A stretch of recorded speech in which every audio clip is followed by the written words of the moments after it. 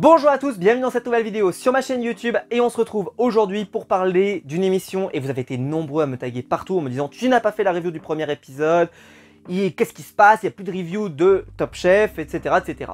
Alors déjà je vais dire un truc, c'est que les reviews de Top Chef c'est les reviews les plus difficiles à faire parce que c'est les reviews dans lesquelles ajouter de la valeur, c'est-à-dire par mes propos, est assez difficile puisqu'on ne peut rien goûter, on ne peut pas analyser grand chose, c'est compliqué. Donc, je le dis, parce que ce sera le cas cette saison, il n'y aura pas une review systématique de tous les épisodes de Top Chef, il y aura une review de temps en temps. C'est-à-dire que, je sais pas, je vais rassembler peut-être 2, peut-être 3, peut-être 4 épisodes si c'est pas passé grand-chose. Ça dépend la qualité, évidemment, de la saison, etc. C'est sûr qu'évidemment, vous aurez une review quand il y aura la boîte blanche, le nouveau concept là, j'ai vraiment hâte de vous en parler. Il y aura, je sais pas si ça remplace la boîte noire ou s'il y aura la boîte blanche puis la boîte noire, on verra bien. Pour la guerre des restos, évidemment, vous aurez une review.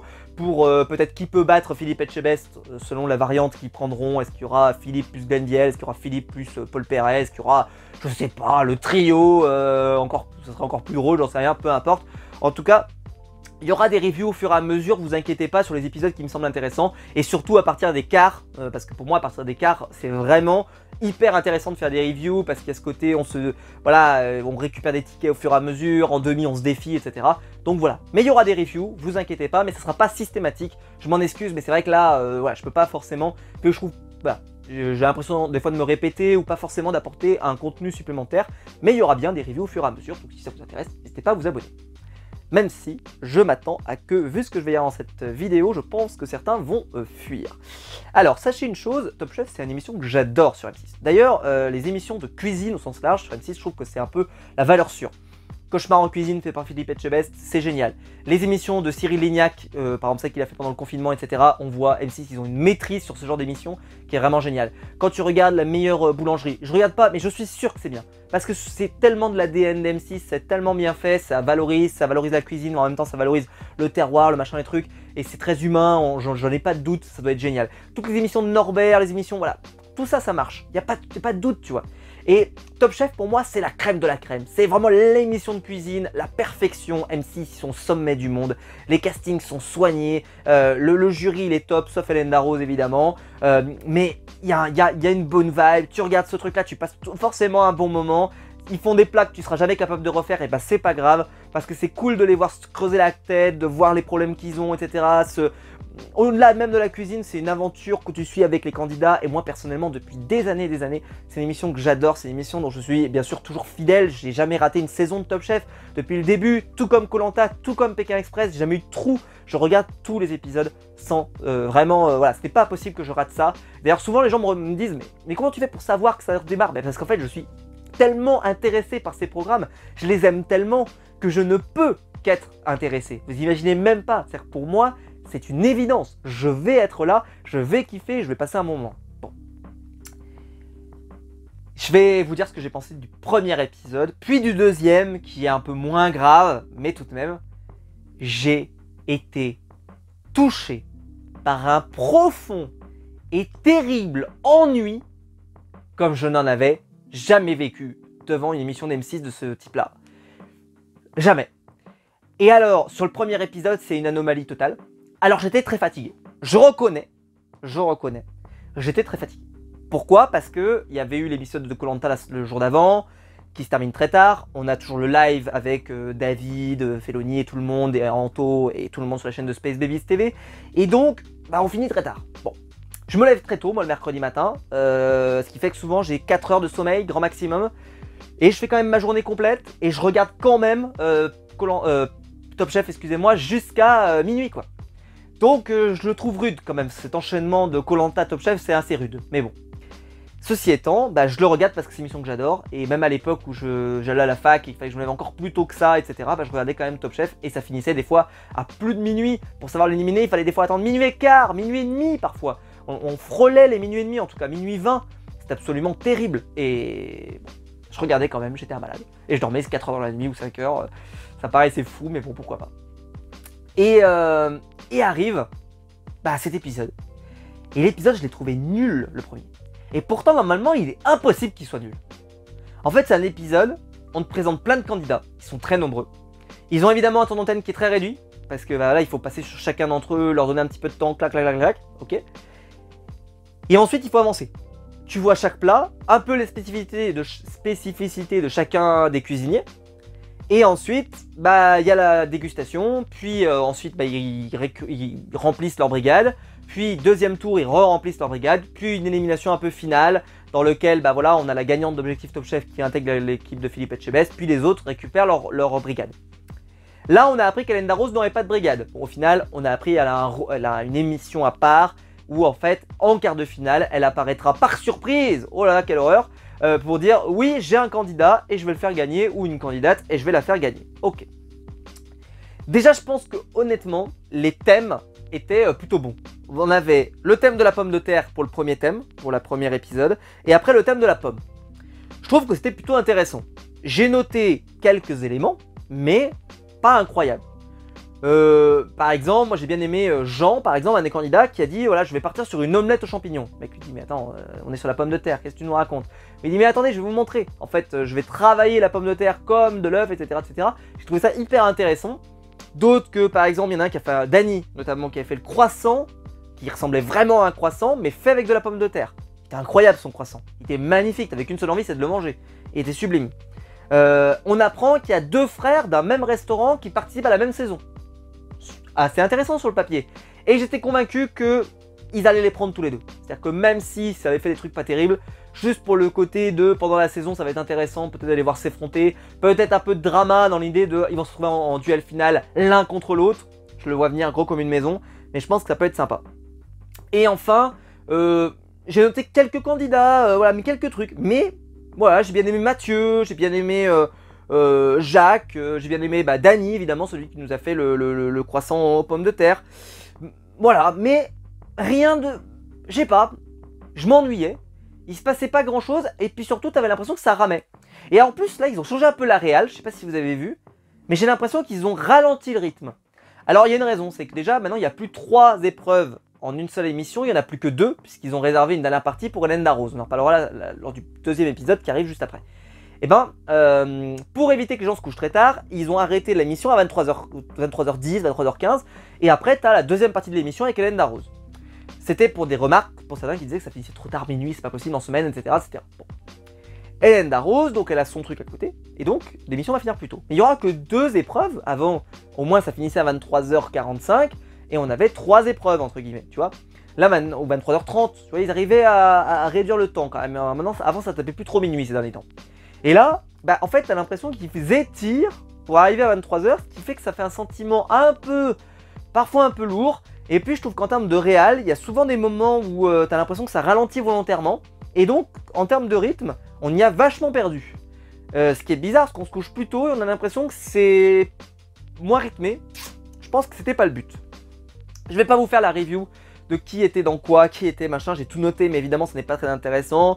Ce qu'on peut noter, c'est que tout le monde choisit Mathieu pour la première dégustation, et Mathieu va choisir Glenn Viel.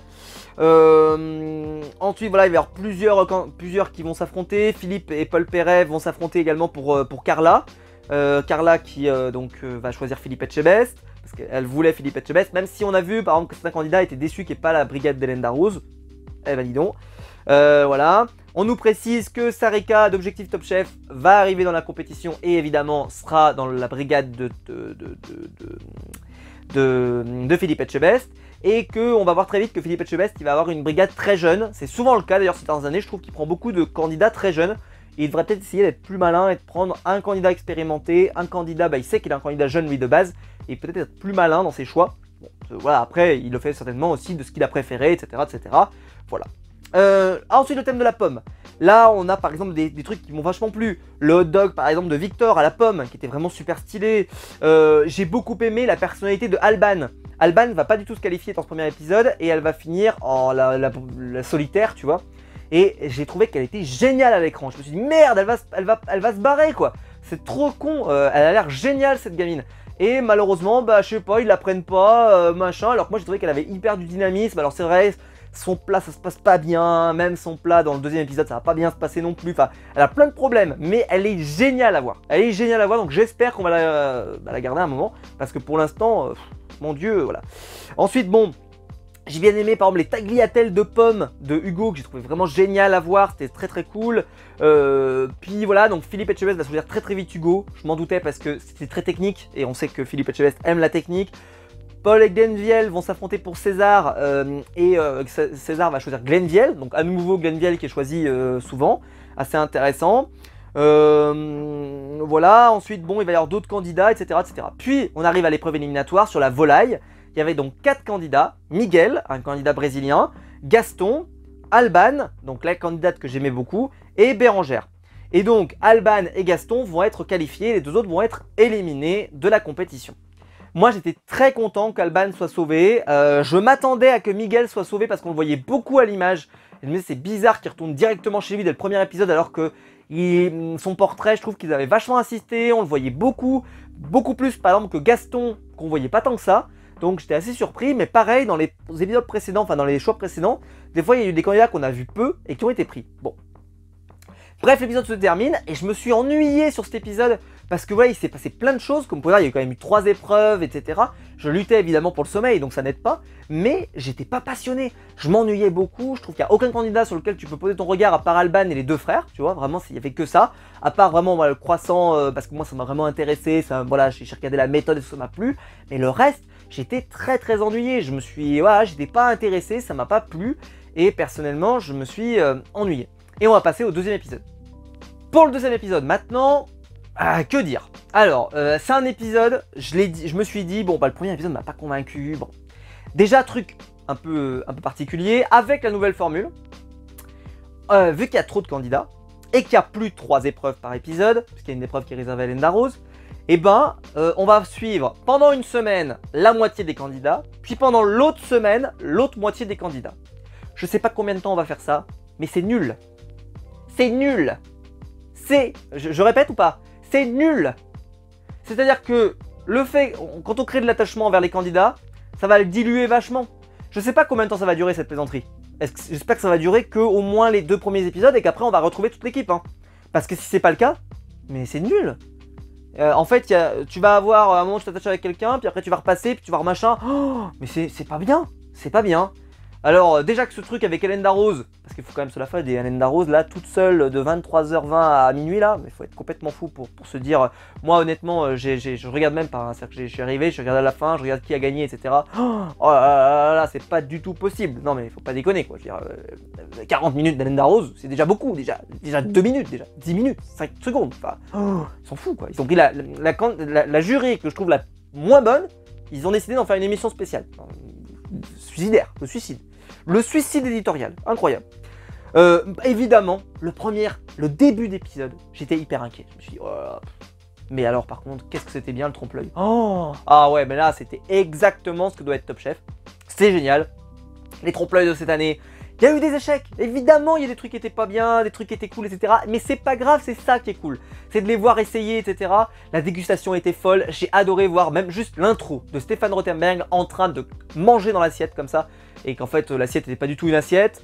Michel Barnier donc était là pour évaluer si c'était des trompe-l'œil ou pas, elle avait un couteau. Si elle se trompait, eh ben, le candidat marquait 2 points. Et après, il y avait la dégustation qui faisait marquer 4 points ou 5 points, je sais même plus. Mais en tout cas, tu pouvais marquer un certain nombre de points en plus, selon ton classement évidemment. Ce que j'ai beaucoup aimé, c'est évidemment que le trompe-l'œil, c'était passionnant à suivre. C'est-à-dire que les candidats, ils ont été mais foisonnants. Alors moi, j'ai noté mais plusieurs choses. Déjà, juste la présentation de l'épreuve avec la pièce d'échec, le bilboquet ou le solitaire. Il y avait un truc qui se mangeait là-dedans, mais j'étais vraiment du style waouh, franchement hyper bien fait. Et donc, celle qui vient évaluer, c'est la pâtissière de l'année qui s'appelle Nina Métayer, que j'ai trouvé absolument géniale. Si vous voulez évidemment remplacer Hélène Darroze, ne vous gênez pas. Pas de dernière chance, c'est fini, puisqu'évidemment il faut laisser de la place pour Hélène Darroze. Donc la seconde épreuve sera obligatoirement éliminatoire. Donc on a une épreuve classique, puis une épreuve éliminatoire. Bon. Et ce sera le cas chaque semaine, puisqu'il fera pire comme ça, et après quand il y aura moins de candidats, ils vont rassembler tous les candidats ensemble, mais je sais pas combien de temps ça va durer cette plaisanterie de faire un épisode sur 2. Bon. Déjà, Dany, je l'avais remarqué avec son croissant là, mais Dany avec sa clé à molette là, le clou là et sa clé à molette, non mais c'était un truc de dingue là, non mais ça ressemblait à une clé à molette et un clou hein. Moi franchement j'avais presque du mal à me dire que je vais croquer dedans et que je vais pas me péter la moitié de toute ma mâchoire et de tout ce qui existe quoi. Elle était incroyable sa clé. Sa clé à molette là, mais son... Waouh, c'était fou, complètement fou. Jacques, de l'équipe de Paul Perret, lui il a fait une boule de Noël rouge. Évidemment c'est un raté. Il rate sa boule, elle s'effondre, en fait elle n'est pas vraiment sphérique, donc ça fait pas vraiment boule de Noël. Bon, le goût avait l'air pas trop mal d'après la dégustation qu'on a vue, mais clairement, bah voilà, même Michel Bernier, elle reconnaît très vite que c'est pas une boule de Noël.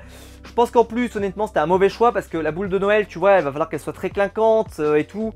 Je sais pas, j'ai l'impression qu'il s'est vachement complexifié la vie. Peut-être qu'il aurait dû la faire en sucre soufflé, par exemple, pour avoir vraiment quelque chose de très éclatant. Peut-être que ça aurait mieux marché. Je me souviens qu'il y avait eu des fois des boules un peu réalisées comme ça en sucre soufflé. Je sais pas s'il a vraiment les capacités évidemment de le faire, mais là, pour moi, c'était pas bon. C'était raté malheureusement. Jean ensuite qui est arrivé avec sa tasse à café. Alors, elle était un peu ratée. C'est-à-dire que visuellement, je trouve qu'on voyait que c'était pas une tasse à café. Mais je trouve que quand même, dans l'idée, je trouvais que c'était génial. Le côté, on avait vraiment l'impression qu'il y avait une sorte de café liquide à l'intérieur du truc, alors qu'en fait c'était juste avec la brillance et tout qu'il avait réussi à donner cet effet-là. Et je trouve que franchement c'était super bien. Et en plus à la dégustation, d'après ce que j'ai compris, c'était un très bon. Donc franchement c'est un plat que j'aurais aimé manger. César ensuite avec la brique rouge, pas convaincu. Pas convaincu, voilà, j'ai pas trop aimé. J'ai bien aimé par contre le fait que pour le couper il faut utiliser une truelle. Je trouvais que l'idée était pas mal. Maintenant voilà, c'était pas le plus réussi je trouve. Et puis alors le deuxième qui était génial, c'est évidemment Michel avec la pétanque. Alors là, la boule de pétanque, elle était... oh là là là là là, mais d'un autre monde, vraiment, mais quelle merveille! On aurait dit une boule de pétanque. Enfin, je vous mets au défi de voir que c'était pas une boule de pétanque. Elle était folle sa boule de pétanque. Incroyable!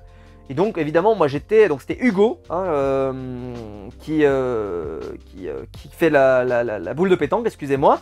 Je sais plus ce que j'ai dit, pardon, Hugo donc qui fait la boule de pétanque, j'ai dû sauter un paragraphe, excusez-moi. Et sa boule de pétanque elle était incroyable. Pour moi c'était le plus beau, avec la clé à molette c'était le plus beau. Mathieu ensuite qui avait fait une pièce de puzzle, ouais, pas convaincu, et puis j'ai pas trop compris, le trompe-l'œil je trouvais qu'il était assez évident que c'était pas ça, donc je trouvais ça assez surprenant, bon. Mais bon. Donc Michel va quand même trouver la boule de pétanque. J'étais super surpris parce que franchement c'était incroyable. La boule de Noël, pas surpris. La tasse, pas surpris. Elle a pas trouvé quand même la pièce de puzzle, j'étais assez surpris. Mais en tout cas, la boule de pétanque, elle était tellement bien faite que waouh, incroyable. Donc Dany et César vont marquer 2 points dès ce début du jeu. Cinquième et dernier, hyper déçu évidemment, c'était la clé à molette. C'est-à-dire que au goût, c'était le moins bon. J'étais déçu. C'est celui que j'aurais voulu le plus manger. Quatrième, donc la brique, qui arrive donc avec 4 points, donc 2 points de base plus 2 points puisqu'il était avant-dernier, pardon. Donc ça faisait 4 points. Donc même s'il était quatrième, il pouvait encore peut-être essayer de gagner, à voir. En tout cas, bon, c'était compliqué à imaginer, mais pourquoi pas. La boule de Noël, qui était pas très jolie, bah, au goût, elle a quand même eu 3 points, ce qui est quand même pas mal, mais ça suffit pas, parce qu'évidemment, elle avait eu 0 au premier tour. En deuxième, la boule de pétanque, c'est-à-dire qu'au goût en plus c'était bon, donc tu te dis que si elle ne l'avait pas trouvé, c'était certainement ça qui allait gagner. Et enfin en premier, la tasse, qui était un hold-up incroyable, parce que la tasse elle ressemblait pas à grand chose et tout, mais au goût c'était génial, elle a compris la démarche, elle a adoré le truc, le goût était là et machin. Mais c'était quand même mérité, mais c'était très drôle de le voir en mode non mais de toute façon moi je vais pas gagner, de toute façon c'est pas très réussi, etc. Si je gagne c'est un hold-up, et quand il fait le hold-up tu fais oh le hold-up, c'était trop bien. Vraiment génial, super bon début d'épisode, je me suis régalé. Donc Hugo et César finissent à égalité, les deux ensemble. Et c'est la boule de pétanque d'Hugo qui remporte la victoire. Puisque voilà, moi j'étais super content pour lui, évidemment, parce que pour moi c'était absolument le meilleur. Juste visuel, le goût on l'a pas le manger, mais j'en doutais pas. C'était celui que je voulais le plus manger, c'était trop bien. L'épreuve éliminatoire arrive maintenant. Puisqu'évidemment, bah voilà, il y a un qualifié, donc épreuve éliminatoire. Alban participe et peut prendre donc la place de quelqu'un. Il y aura un éliminé à la fin de l'épisode. Bon, très bien. On nous annonce donc que Sébastien apparaît en hologramme. Et il y aura Hélène Darroze pour faire la dégustation évidemment, parce que Sébastien finira par apparaître après. Donc Sébastien Tanto, le chef. Et le thème a été, accrochez-vous bien les enfants parce que là vous n'êtes pas prêts, c'était la transparence. Juste, on peut reprendre ce truc. Dans une émission de télévision qui est un art visuel, dans lequel on doit voir des trucs, ils ont décidé de faire un thème dans lequel on ne voit rien. Je vous laisse vivre avec ça. Moi, personnellement, je me dis en brainstorming, les mecs se sont dit, on va faire un truc où au moins les gens à la télé, ils vont rien voir. Tout à fait. Non mais oui, bien sûr. Au fait, les tests d'alcoolémie quand on rentre dans la boîte de prod, vous les faites ou pas? Parce que, voilà, on voyait rien. On ne voyait rien. Mais alors, il y en a certains qui étaient un peu moins translucides que d'autres, mais c'était chiant à voir. C'était chiant. Donc je l'ai noté. Alors Alban, elle va avoir plein de galères, sa tuile va pas vraiment être transparente, elle va galérer, elle va se mettre à pleurer et tout. C'était vraiment, moi je trouve que c'est la candidate la plus attachante pour le moment. Parce que pour les autres, franchement, c'est encéphalogramme plat. À part, je sais pas, moi, peut-être Hugo, peut-être. Celui de la boule de pétanque, parce que moi j'aime beaucoup. Mais globalement, voilà, c'était pas... Voilà. Donc Alban, voilà, la tuile non transparente, elle se met à pleurer. Beaucoup de plats qui sont très beaux. Ils sont très beaux, mais c'est vrai que ça fait pas l'effet waouh, quoi, tu vois, c'est juste, bah, c'est sympa, quoi. Bon, bah, les pâtes de César, elles vont cartonner. La dégustation à l'aveugle, ça sera donc Dany contre Alban. Et c'est Alban qui va être choisi, et donc Dany sera éliminé. Donc Alban, c'est Chef Etchebest qui choisira à la fin tout seul. Alban rentre dans sa brigade, j'ai trouvé ça très cool. Moi je l'ai préféré à Dany, même si moi j'ai bien aimé Dany. Donc j'étais un peu déçu qu'il s'en aille, mais bon, pourquoi pas. Alban donc rejoint l'équipe de Philippe Etchebest, Dany est éliminé. Il peut participer à la fameuse émission d'Hélène Darroze après. Il affrontera Miguel qui a été récupéré, parce qu'en fait il y en avait deux à récupérer, bah, ils en récupèrent qu'un, comme ça dans le plus grand des calmes. Et Dany affronte Miguel. Dany va remporter la victoire, Miguel sera définitivement éliminé à la fin de l'émission. Je me suis particulièrement ennuyé devant l'émission d'Hélène Darroze, je ne vais rien vous en dire, c'était absolument terrible. Je pense que je vais plus regarder, hein. Voilà, faut être très clair, je l'ai regardé juste pour voir un petit peu de quoi ça en parlait. C'était absolument, il n'y avait pas de rythme, je me suis ennuyé beaucoup, il n'y avait pas d'intérêt. Et puis Hélène Darroze, en fait, elle est, voilà, t'as pas envie de te dire tiens je vais écouter Hélène Darroze pendant 45 minutes, ce n'est juste pas possible, évidemment. Voilà, qu'est-ce que vous voulez que je vous dise? Pour l'instant, c'est pas fou. Pour l'instant, c'est pas fou, même si l'épreuve du trompe-l'œil, elle était géniale. Ça, elle était géniale. Mais heureusement qu'elle était là. Parce que le casting cette année... Oh, aïe, aïe, aïe, aïe, aïe, aïe, aïe, aïe, aïe. Et puis même en termes de réal, le rythme, ça va pas. Le montage, c'est pas terrible. En fait, ils ont refait l'émission. J'ai l'impression qu'ils ont voulu mettre plus voilà, plus de temps mort. Et je sais pas pourquoi. Et parce que vraiment, mais t'as l'impression que ça cale, quoi. C'est la 2 chevaux, quoi. Elle galère, putain, passer la 3ème, bordel. Non, c'est pas possible, quoi. Ça va pas du tout. Moi, en tout cas, je suis pas content du tout. Voilà. On verra la semaine prochaine, si ça s'améliore. En tout cas, on l'espère. Parce que là... c'était pas bon, hein. C'était pas bon, bah bon. À part vraiment voilà, le trompe-l'œil, c'était trop bien. Et le reste, sur les 5, si on exclut celle d'Hélène Darroze, sur les 5... J'ai quand même eu la pomme de terre qui était pas terrible, même si bon voilà, la pomme, on a eu la volaille, on a eu bon bah le trompe-l'œil qui était vraiment génial, et le truc invisible qui était sans intérêt. En tout cas moi personnellement je me suis ennuyé comme un rat mort. J'ai vu que beaucoup de gens n'avaient pas aimé, hein. J'ai vu beaucoup de gens s'étaient ennuyés, mais moi, le truc c'est que quand tu luttes un peu contre le sommeil, des fois tu te dis bon voilà tu vas t'y mettre, mais là quand c'était vraiment, tu fais oh, pas hyper intéressant, il se passe pas grand chose. Les dégustations en plus, bah voilà, c'était une dégustation, je trouve qu'il se passait rien. Hélène Darroze mangeait, il se passait pas grand chose, c'était pas hyper intéressant. Limite, au moins quand t'as tout le jury, c'est un peu cool. Là, ils étaient 2 qu'à 2, ils avaient pas grand chose à raconter, je trouvais que c'était pas hyper intéressant. Enfin bref, en termes de télé, juste à regarder, c'était pas bon, hein. Enfin bon. Mais dites-moi dans les commentaires, vous, est-ce que vous avez aimé ce début de saison de Top Chef? Vous avez des favoris ou pas, des gens que vous aimez bien? Dites-moi dans les commentaires. Moi pour le moment voilà c'est assez flou, à part Alban que j'ai trouvé un peu cool, mais sinon le reste voilà je suis encore un peu sous le choc. Donc on verra bien ce que ça donne sur la durée, c'est trop tôt pour juger évidemment, on essaiera de voir un peu plus. J'espère quand même qu'il y a des candidats qui vont globalement devenir de plus en plus attachants. J'y crois quand même parce que je pense pas qu'M6 soit gouré à ce point là, c'est pas possible. Je pense que voilà, quand il y aura des trucs un peu plus cool avec peut-être plus d'enjeux, la boîte blanche, la boîte noire, la guerre des restos, peut-être qu'on verra des trucs un peu plus sympas. Mais là pour le moment ça rend pas du tout. Ah, désolé, ça marche pas. J'espère que la vidéo vous aura plu, en tout cas, je l'espère, même si j'imagine bien qu'en dire du mal, forcément, ça va pas m'apporter que des points positifs, mais je préférais être honnête quand même, parce que c'est un programme dont j'ai tellement dit de bien les dernières années que, voilà, on peut pas m'attaquer d'être, voilà, machin, non, c'est vraiment, j'ai adoré d'habitude, mais là, ça n'a pas pris sur moi. Mais si la vidéo vous a plu, en tout cas, vous pouvez la liker, vous pouvez vous abonner, vous pouvez la partager sur les réseaux sociaux, il y a le bouton rejoindre ici, juste en dessous, pour devenir un membre soutien, et je vous en remercie. Et quant à nous, on va se retrouver très vite pour une nouvelle vidéo sur ma chaîne YouTube. Ciao!